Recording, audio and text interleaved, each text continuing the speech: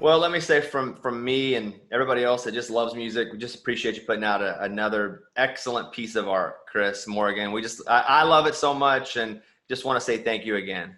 Man, thank you. I appreciate you taking the time and always being so nice and generous in your praise of what we do and shining your light on us, man. Well, let's go over to a few fans. They've all been sitting here, this has got to be the coolest day for them too. Let's go to Beth, who is first. Beth, what would you like to ask Chris Stapleton? Hi, Chris. I'm so excited. I'm wondering, because you've done a lot of recordings with lots of genres, if you could choose any person to record with, any genre, dead or alive, who would you choose? I love Ray Charles a bunch, and I think if I had the moment to get to sit in a studio or do something with Ray Charles and just kind of witness his process and everything he ever did sounded so free to me, and I would have loved to have been in the presence of that freedom. Thank you for your question, Beth. Appreciate that. Let's go over to Nathan. You're on. It feels like a call-in show. Nathan, you're on talking to Chris Stapleton right now. What current artist that you haven't done a duet with would you like to do a duet with? One of the artists that I find the most interesting right now is an artist named H.E.R. She's an R&B artist, and she's just an awesome guitar player and singer, and she just is the real deal all the way around. So, if something like that could take place, I would be into that a whole lot, just to see what would happen, because I'm so fascinated by her talent. Let's go over to Austin. Austin, what's your question for Chris? I know, back and you put Daddy Doesn't Pray Anymore and Watch You Burn, pretty vulnerable songs. What would be too much to put on a song for you? Oh, I don't know.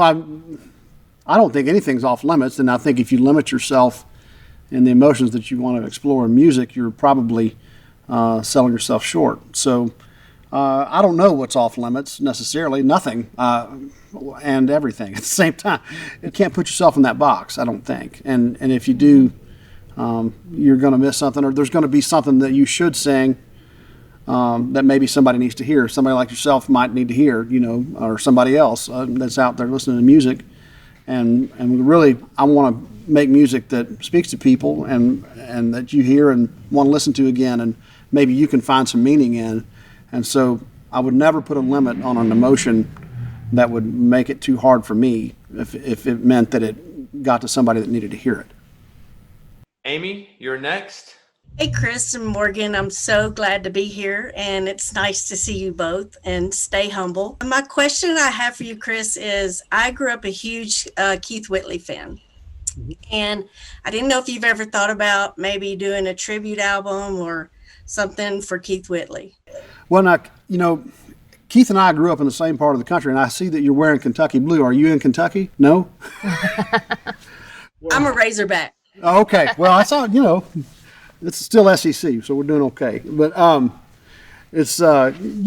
grew up, I listened to Keith Whitley, and Keith Whitley came up in bluegrass a lot and same region of the country kind of stuff. But I've never really considered doing a tribute record to anybody necessarily, but it's certainly something to think about. And final question will be from Callie. Hi, Callie. Hi, Chris. Hi, My Callie. question is, I just got married in August, and my first dance song was Millionaire.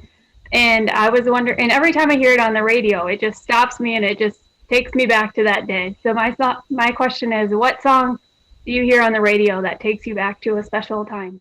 Well, I don't know that it takes me back to a time necessarily, but there's a song that Miranda Lambert sings called The House That Built Me.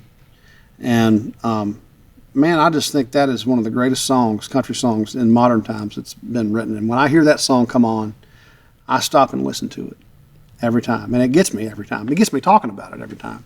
So that, I don't know that it takes me back to a specific place, maybe just childhood a little bit, but that's a song that gets me.